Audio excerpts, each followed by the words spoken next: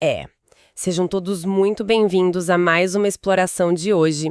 O nosso objetivo imediato neste nosso mergulho aprofundado é dissecar um tópico que, governa o mundo moderno, mesmo que a grande maioria das pessoas talvez nem perceba. Uhum, é verdade. E passa muito despercebido mesmo. Exato. A gente está falando da arte de persuadir e de ter, uma presença marcante. As fontes que temos sobre a mesa hoje são anotações bem densas de um curso de comunicação focado especificamente em gerentes de programas e de projetos. Material riquíssimo, por sinal. Nossa, muito! E a grande missão desta nossa análise é descobrir como conceitos teóricos que foram formulados há mais de 2000 anos ainda são, a força invisível que impulsiona as campanhas de publicidade mais caras do planeta e também as comunicações mais eficazes dentro do ambiente de trabalho corporativo. Com certeza. É a base de tudo. Afinal, quem domina essas técnicas possui um atalho indispensável, né? Uma verdadeira chave mestra para aprovar um projeto vital, influenciar decisões difíceis ou simplesmente garantir que a própria voz seja ouvida e respeitada em uma sala de reuniões.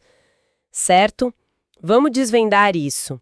Como é possível que ideias lá da antiguidade continuem ditando as regras do jogo nas empresas de hoje? Bom, para entender essa influência contínua, a gente precisa olhar para o ambiente que forjou essas ideias, sabe?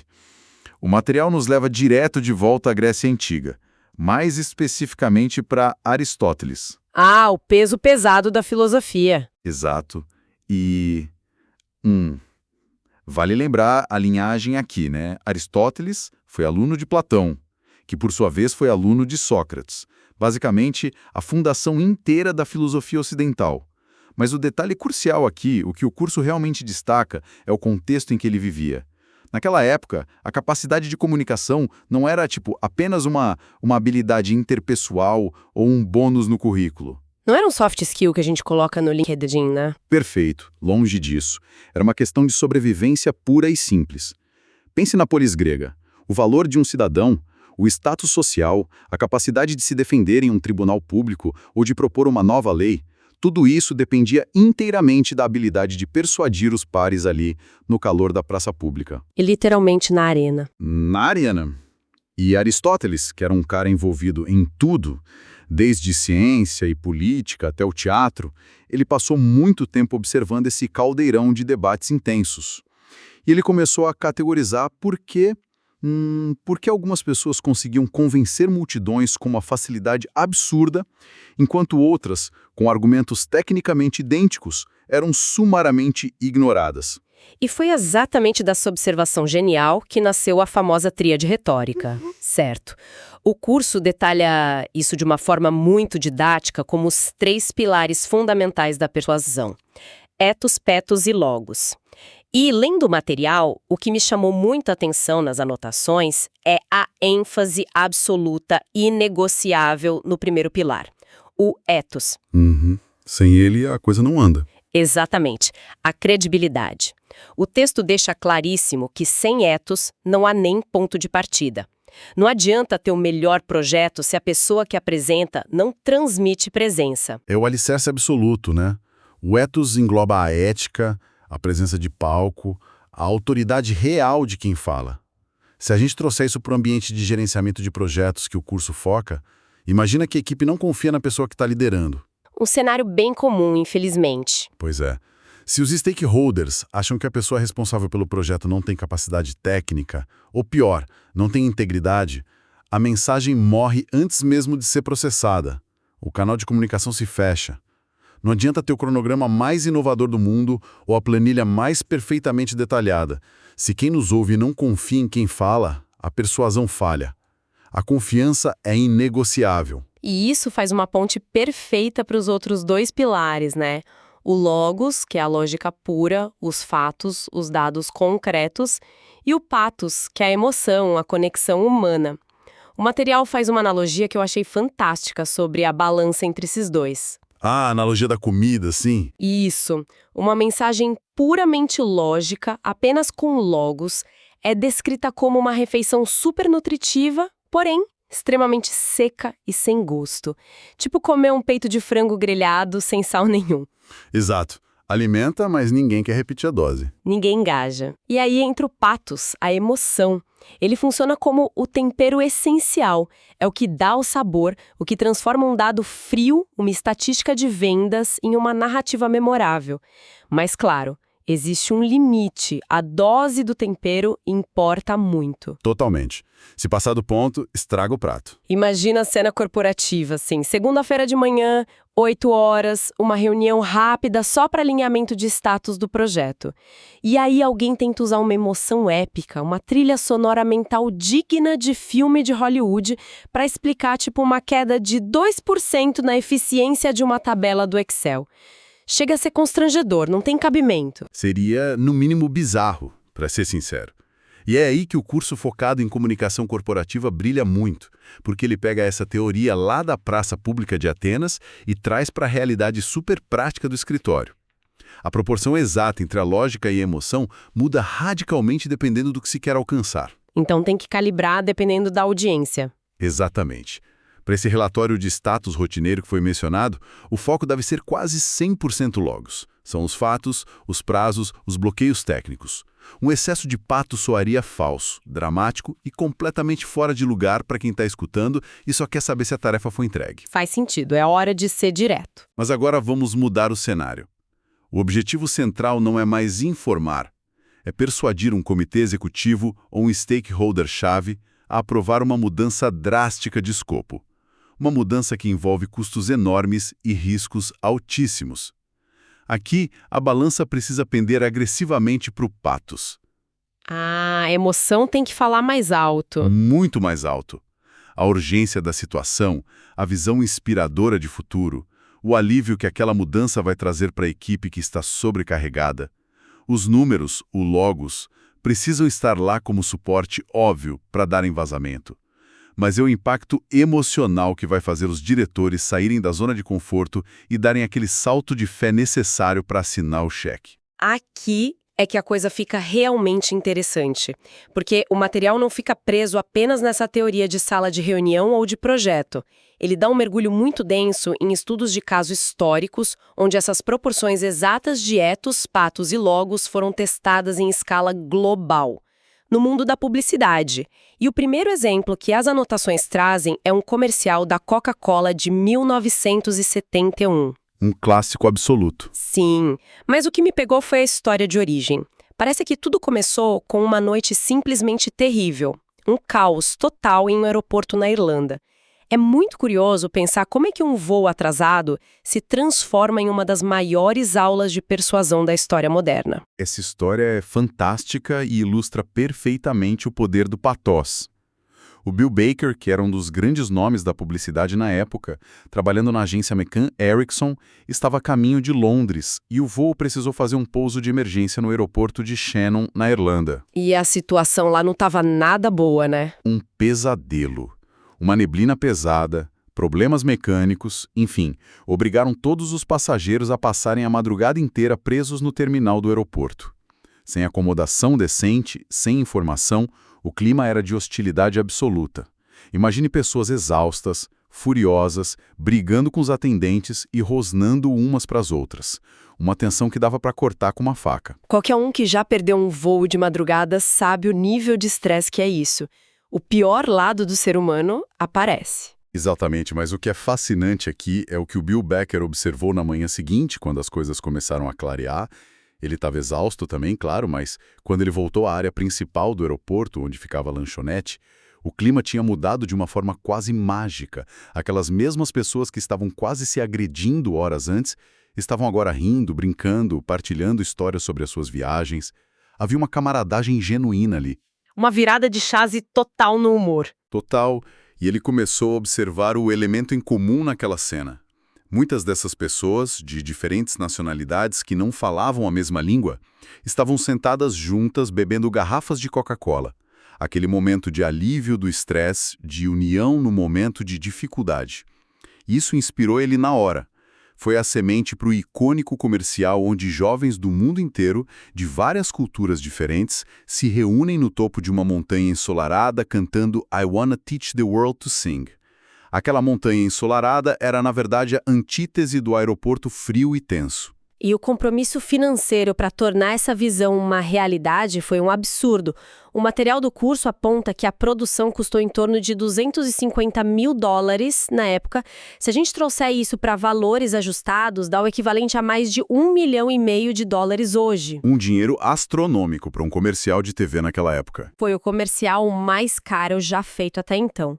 Um investimento colossal baseado puramente na crença de que essa estrutura retórica funcionaria.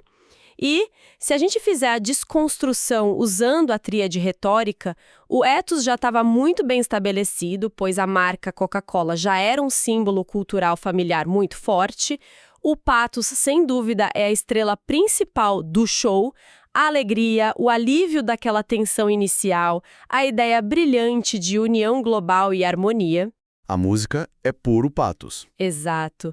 Mas aí eu fico pensando, e o logos?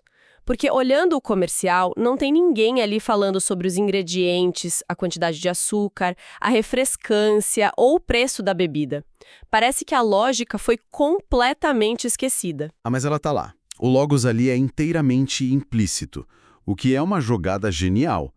A lógica emocional que é ditada para a audiência é: se consumir este produto, se partilhar essa garrafa com alguém, a consequência lógica e natural é essa sensação de pertencimento, de paz e de amizade. É um argumento lógico, sim, de causa e efeito, mas que está embrulhado numa camada extremamente espessa e doce de emoção. É uma lógica comportamental, não de produto. Exatamente. E se a gente trouxesse essa lição da Coca-Cola direto para o mundo da gestão de projetos, a aplicação é muito poderosa. Imagina a seguinte situação. Uma equipe de tecnologia está completamente exausta, trabalhando em turnos dobrados até tarde da noite, por causa de atrasos sucessivos na entrega de um software. O clima no escritório ou na chamada de vídeo está hostil, bem parecido com o daquele aeroporto na Irlanda. Um barril de pólvora. Sim. O gerente de projetos, nesse caso, não vai reverter esse moral baixo e essa tensão apenas mostrando um novo cronograma atualizado, um novo gráfico mostrando que se eles trabalharem mais 2 horas por dia batem a meta. Isso seria usar apenas o logos. E o logos, numa hora dessa, só gera mais raiva. Iria inflamar ainda mais a situação. Com certeza. Nesse momento, é preciso aplicar o pathos pesado. O líder precisa intervir, lembrar a equipe do propósito maior daquele projeto, reconhecer a dor, criar um momento de alívio genuíno, talvez parar tudo, promover uma união, partilhar uma visão de como o trabalho deles vai impactar positivamente a empresa ou os clientes. É usar a empatia para restaurar a energia antes de voltar para os prazos. Entendido. Usar o pathos de forma intencional para curar a hostilidade do ambiente. Agora, essa transição da emoção cantada para uma lógica mais, digamos, agressiva, nos leva diretamente ao segundo estudo de caso das anotações. E esse muda completamente o tom. É o famoso comercial da Apple de 1984, lançado nas Olimpíadas. A descrição visual que o curso faz é arrepiante. É um marco na história da comunicação audiovisual. Um cenário puramente distópico, claramente inspirado na obra do George Orwell. É um salão enorme, cinza, opressivo, frio, cheio de pessoas carecas vestindo macacões idênticos. Eles estão marchando como zumbis, sem vontade própria, sentando em bancos de madeira e encarando passivamente uma tela gigantesca onde a figura de um ditador autoritário faz um discurso lavagem cerebral sem parar. Uma atmosfera de total desesperança. Sim, sufocante. E então vem a grande ruptura da cena. Uma jovem mulher com roupas de atletismo coloridas, contrastando absurdamente com o cinza do ambiente, entra correndo pelo corredor central. Ela está sendo perseguida por guardas com capacete anti-tumulto. E aí ela gira o corpo com muita força atlética e arremessa uma grande marreta direto na tela. A tela explode numa luz forte, causando uma rajada de vento que acorda todos os zumbis do transe.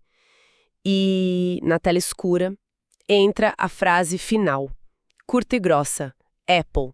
Think different. Pense diferente. É de arrepiar mesmo, até hoje. É visualmente incrível, mas assim, eu preciso bancar o advogado do diabo aqui, pegando a teoria de Aristóteles. Fique à vontade, vamos lá. O material do curso analisa a peça e diz que praticamente não tem logos na comunicação. Não falam quantos megabytes de memória o computador tem, não falam de processador, não mostram o teclado, não falam de preço, absolutamente nada sobre a máquina em si. Nada, zero especificações técnicas. Então imagina trazer isso para a realidade corporativa. Um gerente de projetos entra na sala da diretoria, querendo aprovar uma mudança gigantesca no escopo de um trabalho. Em vez de apresentar o caso, ele simplesmente joga uma marreta na mesa de reunião e grita: "Pensem diferente", sem mostrar uma única planilha de viabilidade ou gráfico de custo-benefício. Ele seria demitido por justa causa em 5 minutos. Com a segurança levando ele até a porta, muito provavelmente. Pois é. Como é que a gente aplica essa estratégia de usar quase zero logos no mundo corporativo real, sem parecer um lunático irresponsável numa sala de reunião? Esse é um excelente questionamento. E é aí que entra a verdadeira inteligência por trás dessa estratégia que o curso desvenda muito bem. Se conectarmos isso à visão geral da comunicação de impacto, o segredo não está em esquecer a lógica, mas em entender perfeitamente qual é o alvo da sua comunicação e o que você está tentando desconstruir na mente de quem ouve. O ditador da tela, no caso. Exato. A Apple, naquele momento de 1984, não estava tentando apenas vender os recursos técnicos de uma máquina. Ela estava atacando de frente o monopólio mental e de mercado de uma gigante concorrente colossal que era a IBM. A IBM, nas entrelinhas daquele comercial, era a representação do sistema opressivo, do ditador na tela, da uniformidade sem criatividade. Então o pathos ali era o sentimento de rebeldia, de quebrar as correntes, e o ethos. O ethos era a Apple se posicionando como a jovem inovadora, a startup corajosa que ousa desafiar o sistema engessado. Ela ganha autoridade pela audácia. Para o gerente de projetos de hoje, a IBM nem sempre é uma empresa rival do mercado. Muitas vezes, o ditador opressivo dentro da empresa é um sistema legado arcaico de computador, ou uma cultura corporativa excessivamente burocrática que está literalmente sugando a alma e destruindo a produtividade de toda a equipe. Ah, entendi. Então, usando essa analogia, a marreta colorida seria a nova ferramenta ou a nova metodologia que o gerente quer tanto implementar. Exatamente isso. Quando um líder precisa propor uma mudança de paradigma gigantesca, digamos, convencer a diretoria a migrar de um modelo de trabalho em cascata, obsoleto e lento para uma metodologia ágil e inovadora.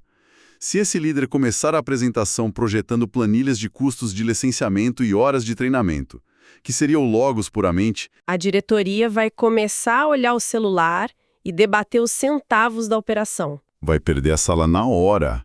O gerente precisa primeiro usar o pathos em sua voltagem máxima para pintar a dor profunda do cenário atual.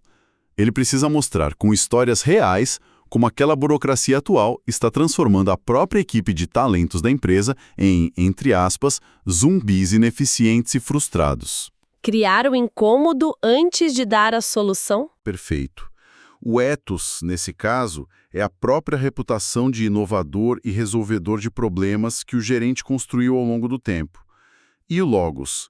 Bom, ele não desaparece, mas ele aparece de forma muito afiada e mínima no final da apresentação. Algo como: se continuarmos mantendo esse sistema engessado, vamos perder nossos melhores talentos e perder fatia de mercado. A escolha lógica para nossa sobrevivência é romper com isso agora.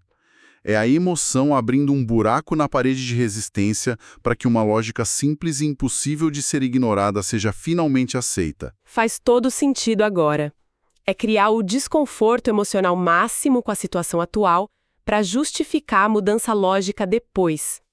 Mas olha, brincar com o pathos nessa intensidade me parece um terreno meio escorregadio, o que nos liga perfeitamente ao terceiro e último estudo de caso que o curso apresenta.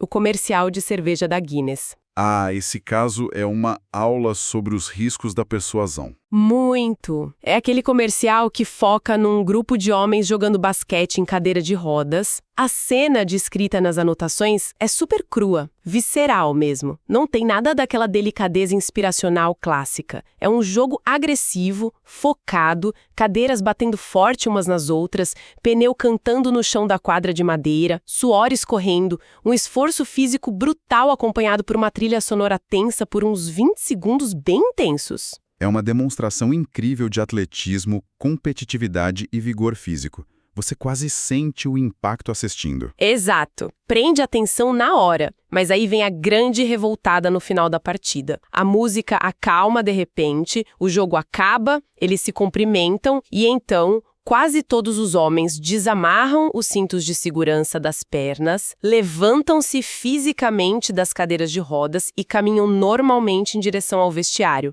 Menos um. E aí a ficha do espectador cai. Exatamente. Fica dolorosamente claro que apenas um dos rapazes do grupo é genuinamente cadeirante. Todos os outros amigos, que não têm deficiência alguma, escolheram voluntariamente jogar o jogo nas cadeiras de rodas, sob as mesmas condições rigorosas, única e exclusivamente para incluir o amigo na competição que eles tanto amam. E a cena final corta para todos eles sentados juntos num pub, bebendo uma Guinness, com a mensagem sobre escolhas que definem o caráter. É um soco no estômago emocional de um jeito bom. É de arrancar lágrimas. A execução é belíssima. A carga de ethos é fortíssima, com a marca valorizando o caráter moral dos homens. E o pathos da camaradagem pura, do sacrifício pelos amigos, parece impecável, uma obra-prima, certo? Mas o material de estudo aponta que, na verdade, houve uma reação negativa bem forte da audiência, não é? E isso levanta uma questão importante. A linha muito, mas muito tênue entre a persuasão legítima e a manipulação barata. Inicialmente, sim, a peça foi muito elogiada, arrancou lágrimas genuínas da audiência. Mas logo em seguida, conforme a mensagem foi sendo digerida, a estrutura retórica começou a ruir no tribunal da opinião pública. Defensores dos direitos das pessoas com deficiência, jornalistas e muitos críticos começaram a dissecar o comercial e a apontar um holofote implacável para o logos implícito ali. A lógica por trás da emoção. Exatamente. A crítica principal foi a seguinte: a marca pegou uma realidade extremamente complexa e difícil, que é a vivência diária de uma deficiência física, e usou o conceito muito nobre de sacrifício e de amizade verdadeira, como meras ferramentas emocionais. Tudo isso ancorado em qual lógica final? Qual era o objetivo de emocionar tanto? Vender mais cerveja no fim do dia? É um contraste muito brutal quando você para pensar de forma racional. Muito brutal. Para uma parte substancial do público, a equação lógica por trás daquela cortina de emoção soou extremamente manipuladora e inautêntica. A intenção comercial agressiva não bateu com a mensagem de altruísmo puro. A audiência sentiu que suas emoções foram meio que sequestradas por um truque de marketing. É a famosa faca de dois gumes do pathos. Mas como é que o nosso curso, focado na galera de negócios e projetos, traz esse erro de cálculo para o universo da gestão? De uma forma muito direta e dolorosa para muitos líderes. Pensemos no seguinte cenário no escritório. Um líder de projeto percebe que um prazo importante foi perdido e precisa desesperadamente que toda a equipe faça horas extras no final de semana inteiro para salvar a entrega. Ninguém gosta de trabalhar no final de semana, o moral já vai lá para baixo. Exatamente. Aí, se esse gerente tentar usar um pathos avassalador nessa hora, apelando para aquele discurso de que somos todos uma família, precisamos nos sacrificar uns pelos outros porque o projeto é o nosso bebê, e tentar gerar uma emoção parecida com a do comercial, Tentar forçar uma camaradagem épica. forçar a barra total. Se a equipe sabe que a lógica, o verdadeiro logos por trás desse atraso colossal, foi puramente um erro grosseiro de planejamento do próprio gerente que não escutou a equipe antes e que ele só não quer assumir a culpa perante a diretoria, a equipe vai perceber a manipulação na mesma hora. A máscara cai rapidamente. Cai no mesmo instante. O gerente tenta fabricar um ethos de companheirismo e sacrifício, mas a lógica egoísta e falha por trás da situação destrói qualquer resquício de confiança. O excesso de emoção artificial no momento onde a lógica pede pragmatismo e assunção de culpa gera cinismo na equipe. É a clássica e terrível síndrome da festa da pizza na sexta-feira à noite, no lugar de promover um ambiente de trabalho que seja estruturado, saudável e justo. É o exemplo perfeito. Se a intenção lógica, o real motivo por trás do apelo emocional não for honesta, transparente e aceitável para o grupo, a comunicação vira uma crise de relações públicas interna. O patos exagerado, quando não é sustentado por um logos ético, vira sinônimo de falsidade. Então, o que tudo isso significa? Quando a gente recua um passo e olha para essa jornada toda, desde a luta pela sobrevivência e por voz lá na praça pública na Grécia Antiga, passando pelas madrugadas estressantes em aeroportos na Irlanda, por ditaduras coloridas em telas de TV de 1984 e até chegar às quadras de basquete controversas. A grande lição dessas anotações não é sobre escolher um único pilar em detrimento do outro. Definitivamente não é sobre isolar, é sobre orquestrar. Exato. É sobre dominar a arte do equilíbrio fino e da leitura constante do cenário à nossa volta. Para quem está na linha de frente, liderando projetos, equipes ou tentando aprovar ideias, a lei fundamental de Aristóteles continua incontestável. É preciso nutrir o ethos todos os dias, sabe? Com pequenas entregas consistentes, com transparência e integridade, para só então conquistar o direito básico de ser ouvido. A presença precede a mensagem. Perfeito. E aí é preciso injetar o patos na medida certa, aquele tempero para que as pessoas não apenas entendam, mas que elas realmente se importem de coração com o que está sendo dito. E, acima de tudo, para evitar o efeito Guinness reverso, é crucial ancorar tudo isso num logo sólido, lógico e ético, para que o convencimento seja profundo e duradouro, e não apenas um truque retórico barato que desmorona no dia seguinte. Essa, no fim das contas, é a diferença colossal entre fazer barulho na sala e comunicar uma mensagem que seja verdadeiramente transformadora. Resumiu de forma brilhante. E para encerrar nossa análise com pensamento reflexivo, algo que vai um pouquinho além e constrói sobre as fontes de hoje, vale muito a pena a gente ponderar em silêncio sobre o exato momento histórico em que estamos vivendo agora. A era das máquinas. A era digital avassaladora. Um cenário que está sendo rapidamente moldado por inteligência artificial generativa, algoritmos complexos e a automação de tudo. O que isso significa para a nossa tríade de 2000 anos atrás? Significa que os dados puros, os gráficos ultra-detalhados, a lógica fria, o reino do logos, enfim, se tornaram commodities infinitas. A inteligência artificial gera logos em milissegundos. É verdade, qualquer um tem acesso a dados infinitos hoje. E mais, ao mesmo tempo, qualquer pessoa munida de ferramentas digitais e um bom filtro pode simular uma fachada de competência impecável, fabricando um ethos ilusório e polido nas redes corporativas, no LinkedIn, numa chamada de vídeo. O ethos artificial, a presença de palco simulada. Exatamente. Sendo assim, a verdadeira batalha pelo engajamento, pela atenção e pela persuasão no futuro próximo, ela não será vencida apenas por quem conseguir apresentar a planilha financeira mais complexa ou a imagem de perfil mais bem lapidada. Em um mundo que já está completamente inundado de lógica artificial e de presença simulada, o diferencial definitivo, a verdadeira magia que continuará movendo as montanhas e aprovando os grandes projetos, será o domínio absoluto das nuances mais profundas, falhas, empáticas e inegavelmente humanas. A emoção verdadeira que uma máquina não consegue falsificar com perfeição. O verdadeiro patos. A capacidade de olhar nos olhos, ler a sala e conectar almas antes de conectar ideias. É aí que a persuasão do futuro vai residir. Nossa, um encerramento reflexivo e muito instigante para levarmos adiante ao longo da semana. É de deixar a cabeça fervilhando. Esperamos que esta nossa exploração de hoje, que esse nosso mergulho aprofundado, tenha destrancado novas perspectivas e, claro, fornecido ferramentas valiosas para as mentes curiosas que navegam pelas águas sempre desafiadoras do mundo corporativo. Foi um mergulho fascinante. Com certeza.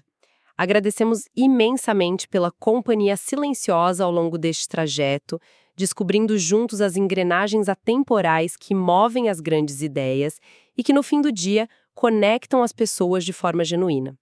Que todos os aprendizados sobre o ethos, o pathos e o logos possam iluminar as próximas apresentações, as conversas difíceis com as equipes e as grandes decisões estratégicas de quem nos acompanhou até aqui.